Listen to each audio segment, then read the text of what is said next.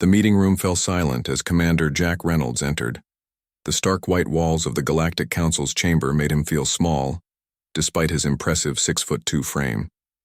20 pairs of alien eyes tracked his movement, none of them friendly. "Commander Reynolds, please take a seat," said Representative Orlin, a tall, blue-skinned alien with 4 arms carefully folded in front of him. His voice was smooth but cold. Jack sat down at the lone chair positioned in the center of the semicircle of council members. Something felt wrong. Very wrong. "You understand why you're here?" Orlin asked, his large eyes blinking slowly. "No, sir. My unit just returned from the Vega campaign. We were told to report immediately." Jack kept his back straight, his face neutral. 5 years of working with aliens had taught him to hide his emotions well. Orlin slid a document across the table. "The Galactic Council has passed Resolution 7729. Effective immediately, all human military personnel are to be removed from active combat roles in any conflict within Council space." Jack stared at the document, the words not making sense at first. "Removed? All humans? There must be some mistake." "There is no mistake, Commander," said another council member, a reptilian creature with scales that shimmered under the bright lights. The vote was unanimous. Jack felt his heart pound. "On what grounds?" "My troops just helped secure 3 systems from the Krell insurgency. We had the lowest casualty rates of any—" "The official reason," Orlin interrupted, "is humanitarian, concern for human losses in interstellar conflicts." "Humanitarian concern?" Jack couldn't keep the edge from his voice. "With all due respect, we never asked for your protection. Humans have been fighting our own wars for thousands of years." A murmur ran through the council members. Orlin raised a hand for silence. "The decision is final, Commander. You will oversee the immediate transfer of your command to Captain Draz of the Taurian 5th Division. Your human soldiers will be reassigned to non-combat roles or returned to Earth." Jack stood up suddenly, causing several council members to flinch. "This is outrageous. We've bled alongside your troops for 5 years. The Alliance Treaty specifically guarantees human participation in—" "The treaty has been amended," Orlin said flatly. "Earth's representatives have already signed the new terms. Without consulting any military leaders? Without even telling us?" Jack could feel his face growing hot. "That was their choice. This meeting is not a negotiation, Commander. It is to inform you of your new reality." 2 hours later, Jack stood at the viewpoint of Station Gamma 9, watching as Taurian troops boarded the transports that would take them to replace his unit. The Taurians were impressive physical specimens, 8 feet tall with gray leathery skin and enough muscle to tear a door from its hinges. But they lacked initiative, creativity, the very things that had made human forces so effective. "Quite a view, isn't it?" said a voice behind him. Jack turned to see Major Tom Wilson, his second-in-command, looking out at the ships. "They're really going through with it," Jack said. 5 years of combat experience just thrown away. Tom handed him a data tablet. "It's happening everywhere. Every human combat unit in Council space is being disbanded, even the Special Forces. Teams embedded with the Arcturus fleet." Jack scrolled through the reports, his disbelief growing. "This makes no sense, Tom. We've been winning battles, saving lives. Why now?" "The official story stinks," Tom said, lowering his voice. "I've been talking to some of the other officers. There are rumors." "What kind of rumors?" Tom glanced around to make sure they were alone. "Something happened during the Battle of Proxima Centauri last year. The Council has classified all records, but a few alien officers who were there have been talking. They say they saw human soldiers doing impossible things." Jack frowned. "Impossible how?" "Don't know exactly, but one Alaran captain told his crewmate that humans are reality benders, whatever that means." Tom shrugged. "Probably just alien superstition." Before Jack could respond, his comm unit beeped. "Commander Reynolds, report to Docking Bay 7, immediately to begin the handover process." Jack sighed. "Duty calls. One last time." The next few days were a blur of paperwork, debriefings, and painful goodbyes. Jack watched as his unit, soldiers he had fought beside and led for years, were processed like cargo. their faces showing the same confusion and anger he felt. On the fourth day, as he was clearing out his office, the door slid open. Jack looked up, expecting to see another bureaucrat with more forms. Instead, a slender alien with pale, almost translucent skin stood in the doorway. Jack recognized the species of Vero, one of the oldest races in the Council, known for their analytical minds and political neutrality. "Commander Reynolds?" the alien asked, its voice soft and melodic. "That's me. Though it's just Mr. Reynolds now, I suppose." The alien entered and closed the door behind it. "My name is Varric. I believe we have matters of mutual interest to discuss." Jack leaned back in his chair. "I doubt that. In 8 hours I'll be on a transport back to Earth with the rest of my kind." Varric's large silver eyes studied Jack carefully.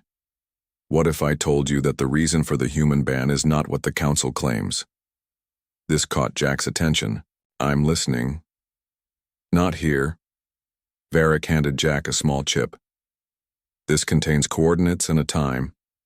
If you wish to learn the truth about why the Council fears humans on the battlefield, meet me there. Come alone." Before Jack could ask more questions, Varric slipped out the door, leaving him holding the chip and filled with questions.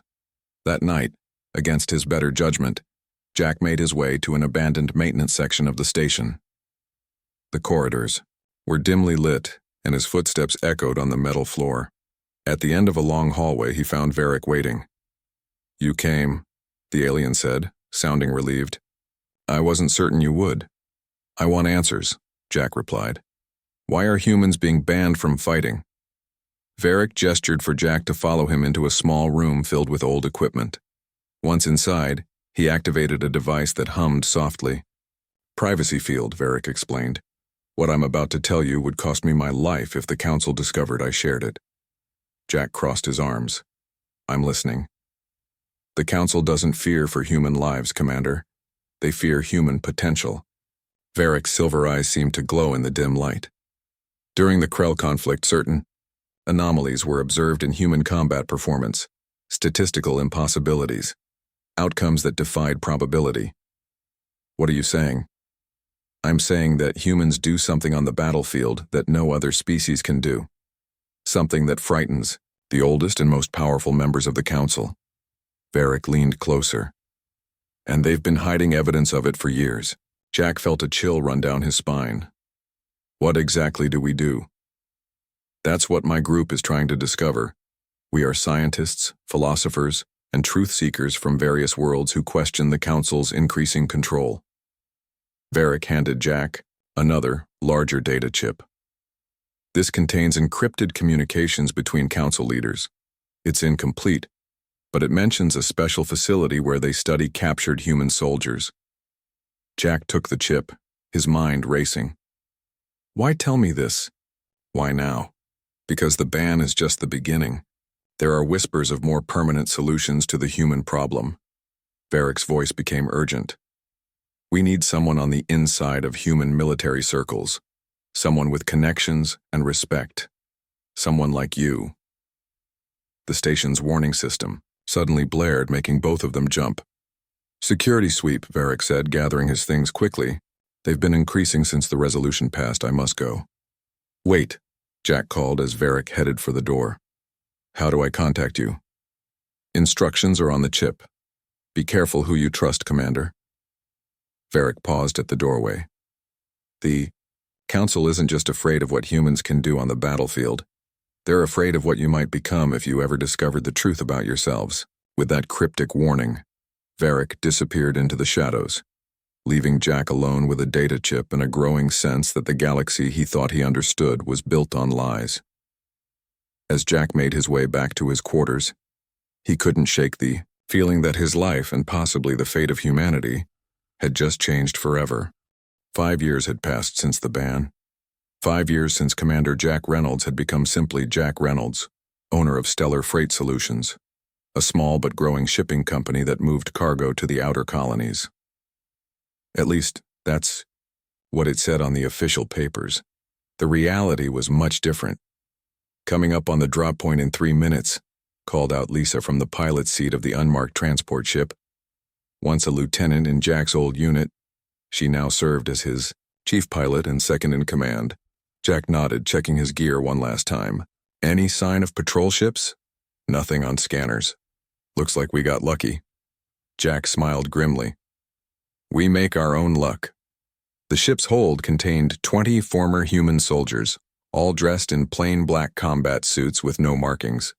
They were the best of the best, men and women who had refused to accept the Council's ban and had joined Jack's underground network. 2 minutes, Lisa announced. Everyone ready back there? Jack looked at the faces of his team. They weren't supposed to be. Here, no humans were. But the farming colony on Vega III had sent out desperate pleas for help after repeated raids by pirates.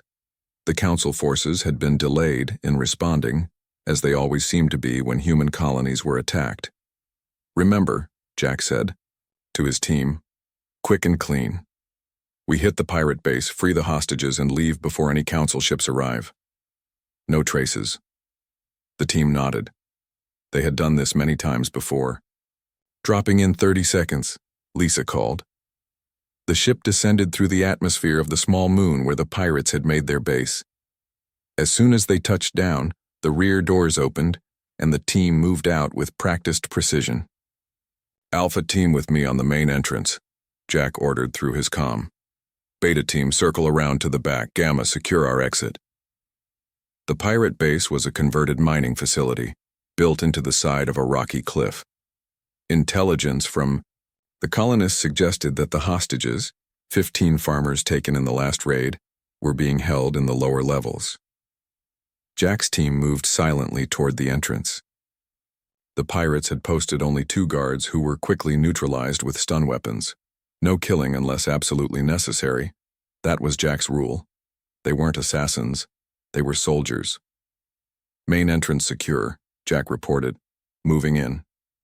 Inside, the base was dimly lit and smelled of fuel and unwashed bodies. Jack's team moved through the corridors, stunning the few pirates they encountered. Most were sleeping. The raid had been timed for the middle of the local night cycle. Beta team. Here, came Tom's voice over the comm. We've located the hostages, lower level east section, light guard presence. Copy that, Jack replied. We're heading your way.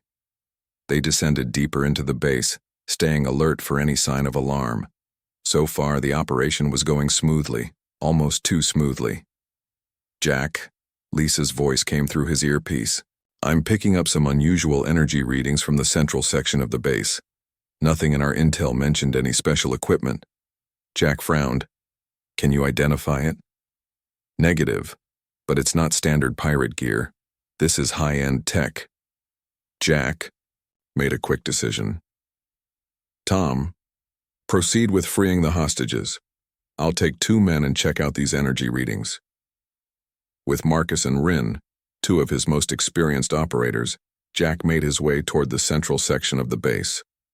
They found a heavily reinforced door protected by a security system, far more advanced than anything pirates should have. This isn't right, Marcus muttered as he worked to bypass the lock. Pirates don't have access to military-grade security systems. Jack agreed. Something strange was going on here. After a tense minute, the door slid open with a soft hiss. Inside, they found what looked like a research lab. Computer terminals lined the walls, and in the center was a strange device emitting a soft blue glow. What is this place? Rin whispered. Jack moved to one of the terminals. Let's find out. The computer was unlocked. Whoever had been using it hadn't expected anyone to get past the door. Jack quickly scrolled through the files, his expression growing darker with each passing second. These aren't pirates, he said finally. They're working for someone with serious resources. They've been collecting data on the colonists, specifically on how they perform under stress. Under stress? Marcus asked. Jack pointed to a video file playing on the screen. It showed a group of colonists fighting off raiders with farming tools. What should have been a massacre was instead a surprising victory for the outnumbered farmers. Look. At this, Jack said, pointing to data scrolling alongside the video. They're measuring probability shifts during combat. And look at the names of these files. The folder was labeled Human Anomaly Research, Phase 2. Jack, Lisa's voice cut in urgently over the comm. Council ships just appeared in orbit. They're not responding to hails. How did they find us? Rin asked. Jack's mind raced.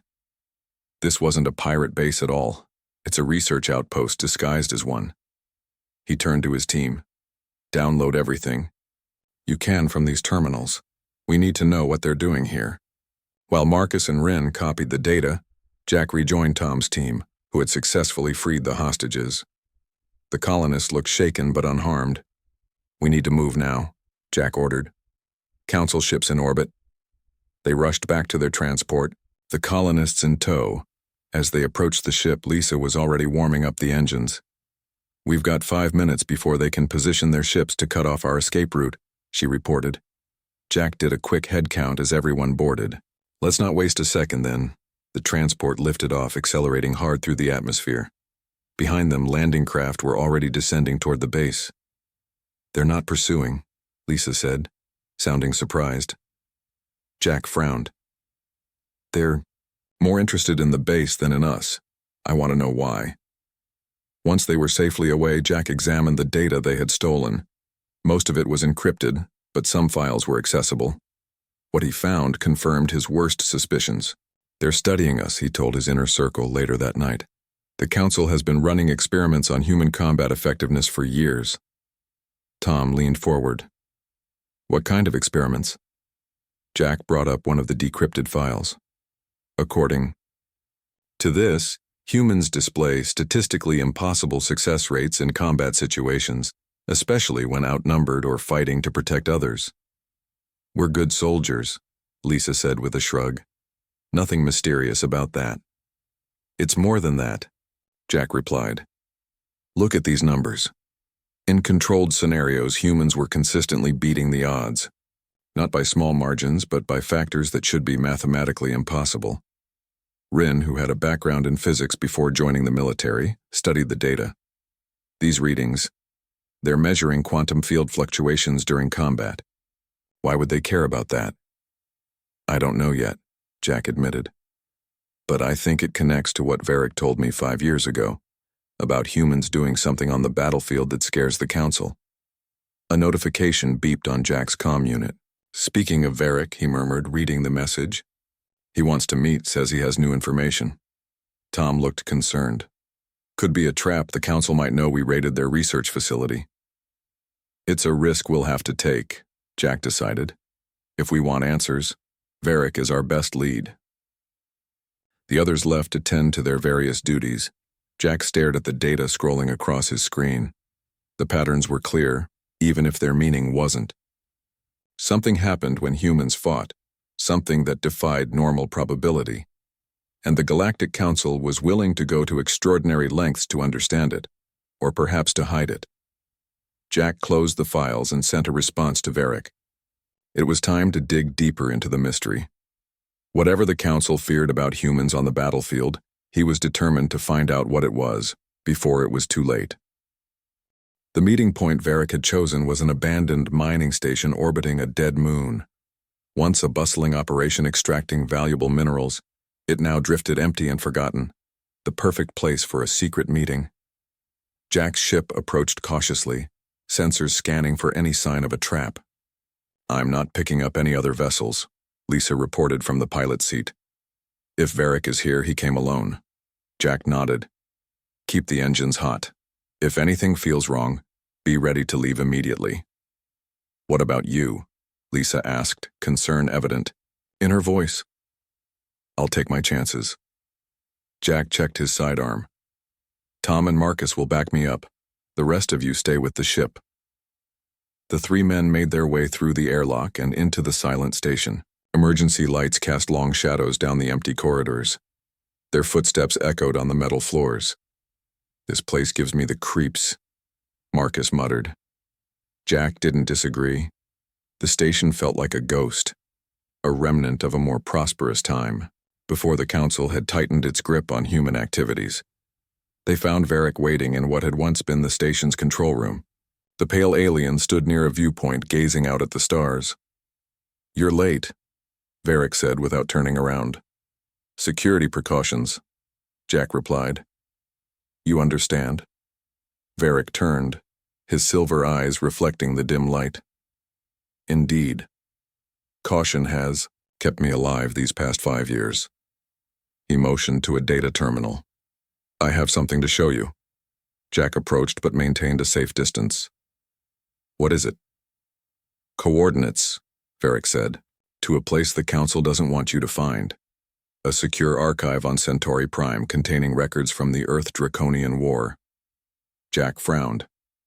That war ended 20 years ago. What does it have to do with the human ban? Everything. Varric's eyes narrowed. It was during that conflict that the Council first noticed the anomalies in human combat performance. The archive contains the original footage and data that led to your species being classified as a potential threat. And you want us to break into this archive? Tom asked incredulously. Centauri Prime is the most heavily guarded Council world.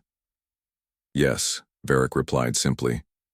My contacts can provide security codes and a narrow window of opportunity during the upcoming Galactic Summit. Most of the Council's attention will be focused on protecting the delegates.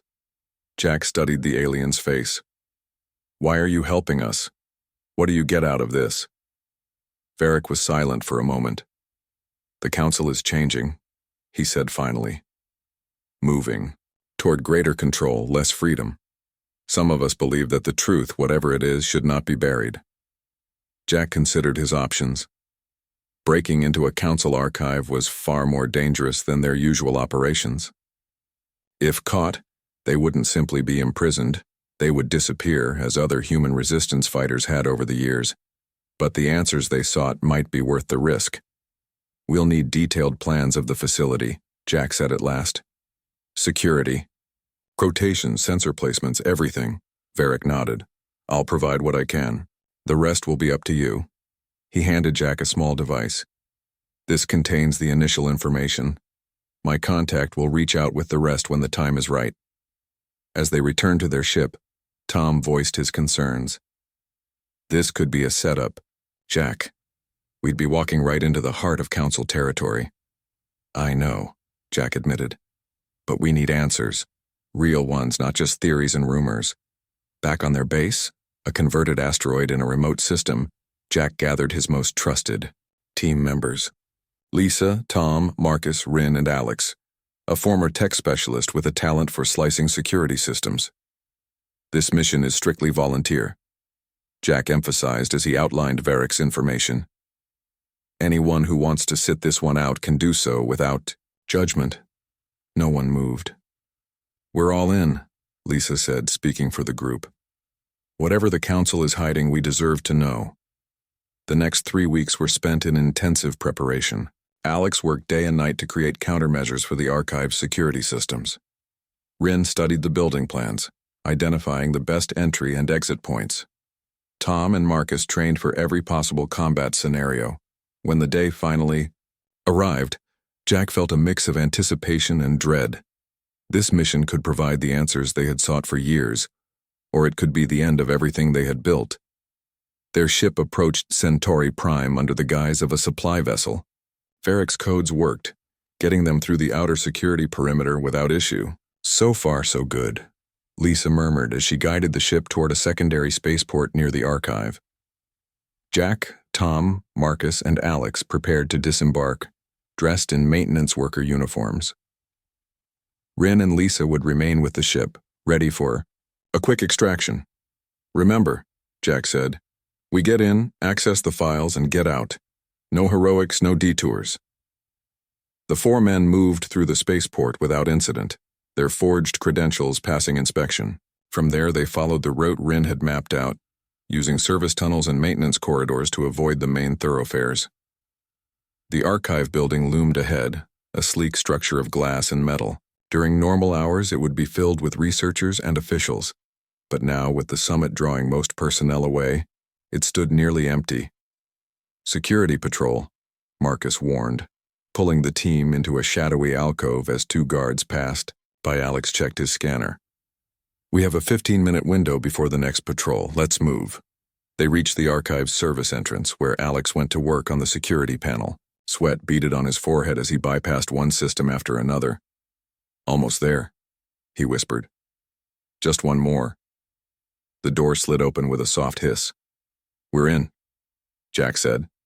"Alex, find a terminal. The rest of us will stand guard." The interior of the archive was cool and silent. Row upon row of data storage units filled the vast room, each containing thousands of records from across the galaxy. Alex quickly located a terminal and connected his decryption device. "Section 47B, he muttered, following Varick's instructions. "Earth Draconian War, classified records." Minutes ticked by as Alex worked. Jack kept checking his timepiece, knowing their window of opportunity was shrinking. "Got it," Alex suddenly exclaimed, his voice barely above a whisper. "Downloading now." Jack moved to the terminal, watching as the files transferred. Most were encrypted, but some preview images were visible, battle footage from the front lines of the war. One video began to play automatically. It showed a human platoon surrounded by draconian forces, outnumbered at least 5-1. What should have been a massacre turned into something else entirely. As Jack watched, the human soldiers moved with impossible speed and precision. Shots that should have missed found their targets. Enemies that should have flanked them stumbled or fired wide. And most incredibly, a grenade that landed in the middle of the human position simply didn't explode. "What am I seeing?" Jack whispered. Alex pointed to data scrolling alongside the video. "Look at these readings. Quantum fluctuations off the charts. It's like reality itself bent around them." More videos played, showing similar scenarios. In each one, human soldiers achieved victories that defied all probability.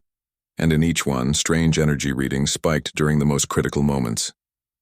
"Download complete," Alex reported. "Time to go," Tom urged. "We've been here too long, already." They made their way back toward the exit, minds reeling from what they had seen. Just as they reached the door, alarms began to blare throughout the facility. "That's not for us," Marcus said, checking his scanner. "Something's happening at the main entrance." "Whatever it is, it's a distraction we can use," Jack decided. "Move out now." They slipped back through the service corridors, using the confusion to mask their escape. When they finally reached the ship, Lisa already had the engines running. "What happened?" she asked as they boarded. "The comms are going crazy with security alerts." "Not our concern," Jack replied. "Get us out of here, fast and quiet." As the ship broke orbit and jumped to safety, Jack gathered everyone in the main cabin. "Did you find what we were looking for?" Rin asked. Jack nodded slowly. "I think we found much more than that." He turned to Alex. "Show them." Alex connected his device to the ship's display. The videos played again, showing human soldiers performing impossible feats on the battlefield. According to the data, Jack explained, humans emit some kind of energy during combat, especially when under extreme stress. The Council scientists called it probability manipulation. "Probability manipulation?" Lisa repeated skeptically. "What does that even mean?" Jack took a deep breath. "It means that somehow, when humans fight, especially when fighting together, we bend the rules of reality itself." The cabin fell silent as the implications sank in. "The Council didn't ban us to protect us," Marcus said slowly. "They banned us because they're afraid of us. And now," Jack added, "we know why." The journey back to their hidden base was tense and quiet. Each person on Jack's ship was lost in their own thoughts, trying to process what they had discovered in the Council archives.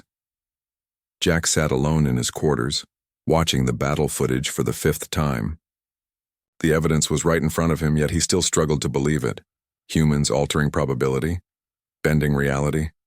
It sounded impossible. A knock on his door interrupted his thoughts. "Come in," he called. Rin entered, her face serious. "Alex finished analyzing the data we stole. You need to see this." In the ship's common area, the team had gathered around a large display. Alex stood nearby, his expression grim. "What did you find?" Jack asked. Alex pulled up a series of documents on the screen. "These are classified council reports dating back 20 years. They detail something called the Human Anomaly Project." "What kind of project?" Tom asked. "A research initiative," Alex explained. "After the Earth-Draconian War, the Council began studying human combat performance in secret. They discovered that humans emit a unique energy signature during battle, especially in high-stress situations. The quantum fluctuations we saw in the footage," Jack said. Alex nodded. "Exactly, but it gets more interesting." He brought up another document. "According to their scientists, this energy doesn't just affect the humans producing it. It creates what they call probability fields that can influence everything around them." "In simple terms?" Lisa asked. "In simple terms," Alex replied. "When humans fight, especially in groups, they unconsciously shift probability in their favor. Bullets miss that should hit. Explosions happen at just the right moment. Enemy soldiers make unusual mistakes." Marcus shook his head in disbelief. "That's not possible. We're not magic." "Not magic," Rin interjected. "Quantum physics. On the smallest levels, reality isn't fixed. Particles exist in multiple states until observed. What if humans somehow influence which state becomes real?" Jack frowned. "Even if that's true, why ban us? Why not use this ability?" "Because of this," Alex said, pulling up another file. "The effect grows stronger when more humans fight together. During the Earth-Draconian War, large human forces created massive probability storms that had unpredictable effects. Some were beneficial, but others were problematic." The screen showed footage of a battlefield where reality itself seemed to waver. Trees grew and died in seconds. Equipment melted without heat. In one disturbing clip, a draconian soldier seemed to phase in and out of existence. The Council feared what might happen if humans learned to control this ability consciously. Alex continued. "So they banned us from combat, scattered our military units, and began experimenting on captured soldiers." "Experimenting?" Jack's voice hardened. "What kind of experiments?" Alex hesitated. "The kind designed to see if humans could be taught to control these probability fields." Lisa leaned forward suddenly. "Wait. Bring up that list of test subjects again." Alex complied, and Lisa pointed to a name near the bottom. "Maya Torres. She was in our unit. Reported missing in action 5 years ago during the withdrawal." Jack felt cold. "She's alive? They've been experimenting on her all this time?" "According to this," Alex said grimly, "she's not just alive. She's the first human to show signs of conscious control over probability manipulation." The room fell silent as the implications sank in. "Where are they keeping her?" Jack finally asked. Alex pulled up one last file. "Facility X-37. It's a black site on the moon of Rigel 4. Officially, it doesn't exist." Jack stood up, his decision made. "We're going to get her out." "Jack," Tom said carefully, "that's a Council black site. We can't just—" "We can and we will," Jack cut him off. "They've been experimenting on our people. They've been lying to the entire galaxy. And Maya—" His voice softened. "Maya was one of us. We don't leave our people behind." The team exchanged looks. They all knew the risks, but no one voiced any further objections. "How do we get into a place that doesn't exist?" Marcus asked. Jack turned to the screen, studying the limited information they had on Facility X-37. "We'll need help, and I know just who to ask." 3 days later, Jack stood in another abandoned station waiting. This time he had come alone despite his team's objections. Varric arrived exactly on time, gliding into the room with his usual grace.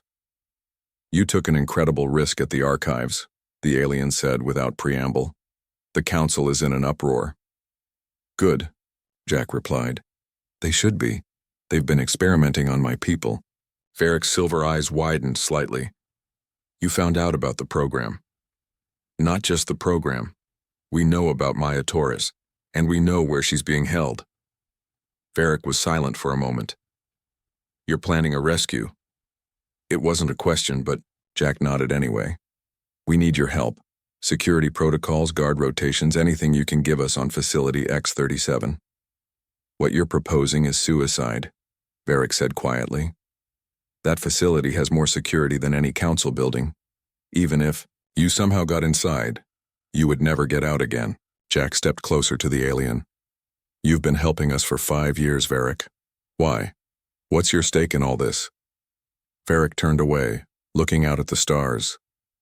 The council has existed for millennia. It was meant to bring peace and cooperation to the galaxy. But power corrupts, Commander Reynolds, and those who have held power longest are the most corrupted of all. You didn't answer my question. Varric faced him again. My species was once like yours. Proud, independent, with abilities that frightened the older races. We were contained, controlled. Our unique traits bred out of us over generations. His voice took on a bitter edge. Now we serve as perfect bureaucrats, efficient, compliant, empty. Jack felt a chill. They want to do the same to us. Yes, the difference is, you humans might be strong enough to resist. Varric produced a small data cube and handed it to Jack. Everything I have on Facility X-37, it's not much, but perhaps it will help. Jack took the cube. Thank you. Don't thank me yet, Varric warned. What I haven't told you is that the Council has accelerated their plans. They're preparing to announce a new health initiative for human colonies. What kind of initiative? Mandatory genetic screening for all children, followed by treatments to correct dangerous mutations. Varric's eyes held Jack's. They plan to eliminate your ability from future generations, quietly, permanently. Jack's hand tightened around the data cube. How long do we have? The announcement will come after the current Galactic Summit ends. 2 weeks, perhaps less. Jack nodded grimly. Then we have 2 weeks to expose the truth. As he turned to leave, Varric called after him. Commander Reynolds, there's one more thing you should know about Lieutenant Torres. Jack paused. The reports indicate her abilities have progressed far beyond anything the Council expected. They fear her now. Varric's voice dropped to a whisper. And perhaps they should. Back at their base, Jack shared everything with his team. The news of the Council's genetic plan shocked them all into silence. This isn't just about us anymore, Lisa said finally. It's about the future of our entire species. Jack nodded. We have 2 objectives now. Rescue Maya and expose the Council's lies to the galaxy. How? Marcus asked. Even if we rescue Maya, who would believe us? The Council controls all major communication channels. Not all of them, Alex interjected. During the summit, representatives from every world will be connected to the Galactic Network. If we could access that network, we could broadcast the truth to everyone at once, Jack finished. The Council wouldn't be able to hide it.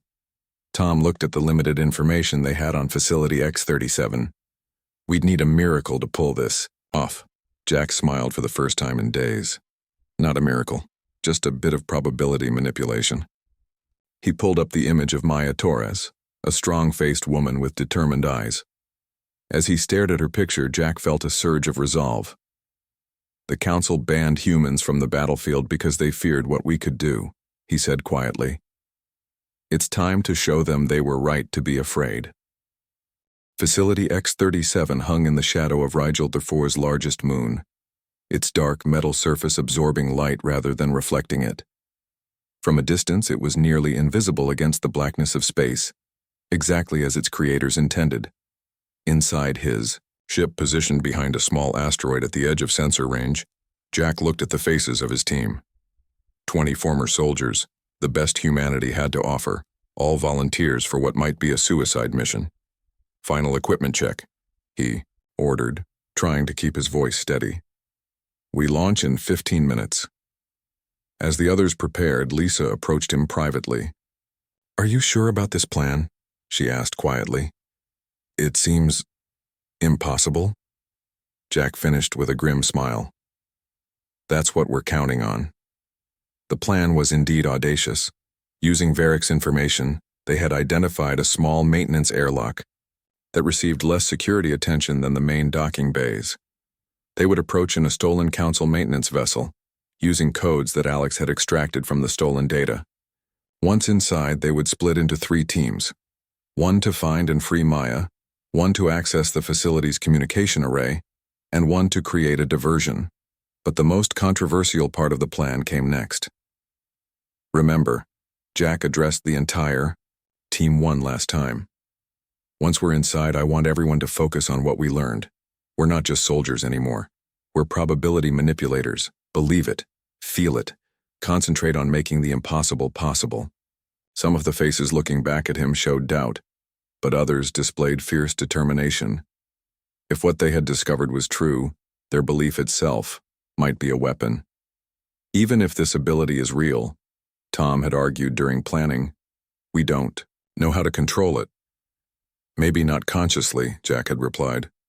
But now that we know it exists, we can try to amplify it. 20 humans, all focusing their probability fields with a single purpose. It was a shot in the dark, but it was all they had. Launch time, Lisa announced, moving to the pilot's seat.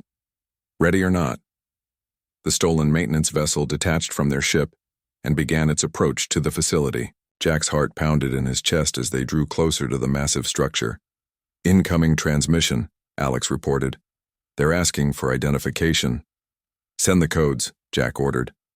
They all held their breath as the codes were transmitted. Seconds stretched into an eternity. Codes accepted, Alex finally said, disbelief in his voice. They're giving us clearance to dock. Jack nodded. Remember, stay focused. Believe in what we can do. As their ship docked with the small maintenance airlock, Jack couldn't help wondering if their success was already evidence of their abilities working. The odds of stolen codes still functioning should have been minimal. Once inside, they moved quickly. The interior of the facility was sterile and cold, all metal and harsh lighting. According to Varric's information, Maya would be held in the research wing, 5 levels down. Alpha team with me to find Maya, Jack ordered.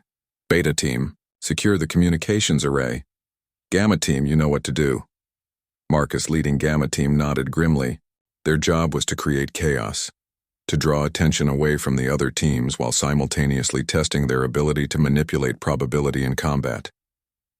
As they separated, Jack led Alpha team through the corridors, consulting the rough map Varric had provided. They encountered few personnel, mostly researchers who quickly surrendered when confronted with armed intruders. Remember, no killing, unless absolutely necessary, Jack reminded his team, as they secured each person they encountered. 2. Levels down, alarms began to blare throughout the facility. Gamma team has started their diversion, Tom observed. Jack nodded. Let's pick up the pace. They moved faster, no longer trying to stay hidden. As they rounded a corner, they encountered their first real resistance, a squad of security officers, armed with stun weapons. Focus! Jack shouted to his team as the officers opened fire. Believe! What happened next defied explanation. The stun blast that should have hit them instead impacted the walls around them. One officer's weapon malfunctioned completely. Another tripped over seemingly nothing. Within seconds, all the officers were unconscious or subdued. Did we just? One of Jack's team members asked, staring at his hands in wonder. Keep moving, Jack ordered. Though he too felt a strange sensation, a tingling energy that seemed to flow through his body. When they finally reached the research level, they found it largely abandoned. The scientists had fled when the alarms sounded. Maya should be in cell block C, Jack said, consulting the map. This way. Cell block C was a long corridor with reinforced doors on either side. Each door had a small window and a complex electronic lock. Alex, get these doors open, Jack ordered as they reached the block. While Alex worked on the locks, Jack peered through the windows.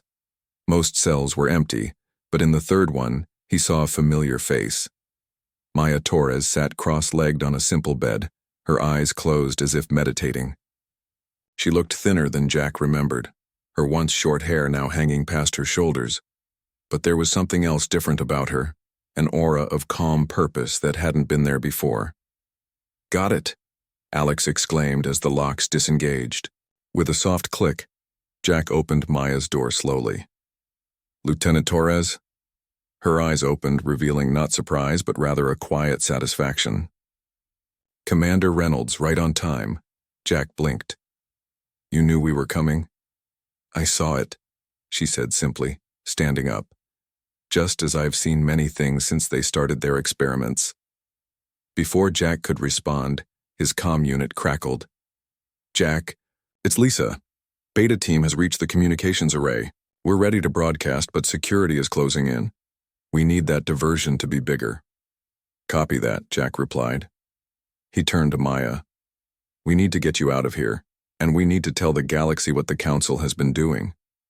Maya smiled, and there was something unsettling about it, a confidence that bordered on the supernatural. "I can help with both," she said. "But first, you need to understand what I've become." She held out her hand, palm up. Above it, small motes of light appeared, swirling in complex patterns. "The Council wanted to know if humans could control probability consciously," she explained. "They got their answer. But I've gone beyond what they intended. I don't just bend probability, Commander. I can see all possible futures stretching before us, and I can choose which ones become real." Jack stared at the lights dancing above her palm. "What are you saying?" "I'm saying that the Council was right to fear us, not because we're dangerous, but because we represent the next step in evolution."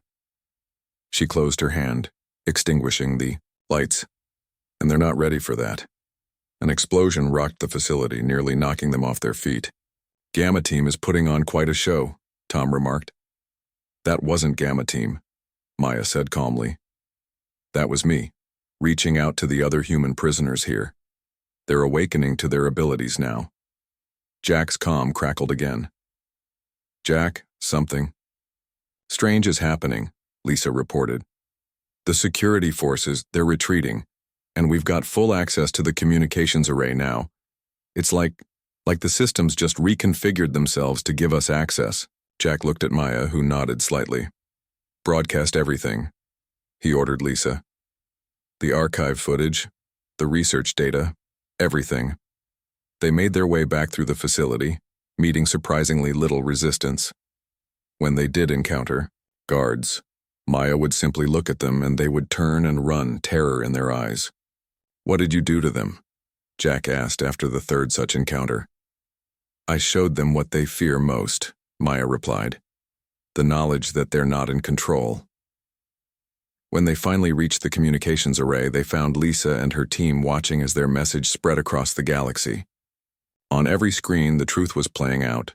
The Council's experiments, the suppression of human potential, the plan to genetically engineer away their abilities. "It's done," Lisa said. "Every world, every colony, every ship with a receiver is getting this." Jack felt a weight lift from his shoulders. "Then it's time to go home." As they made their way back to their ship, Jack confronted the question that had been bothering him. "Maya, what happens now? What does this mean for humanity?" Maya was silent for a moment. "The Council banned humans from the battlefield because they feared what we might become. Now they know exactly what they created by trying to control us." Looked around at the human soldiers, her eyes meeting each of theirs in turn. "We're not just warriors anymore," she said. "We're something new, and the galaxy will never be the same." As their ship pulled away from Facility X-37, Jack watched as lights flickered across its surface. Alarms could be heard even through the comms systems failed and security protocols collapsed. "Is that your doing?" he asked Maya, who stood beside him on the bridge. She smiled. "No. That's all of us together. 20 humans, focused on a single goal. Imagine what 1,000 could, Dukar, or 1,000,000. Jack looked out at the stars, thinking about the future that awaited them. A future where humanity would no longer be banned from the battlefield, because the entire galaxy had become their battlefield. "The Council wanted to contain us," Maya said, reading his thoughts. "Instead, they showed us who we really are." Jack nodded, understanding at last.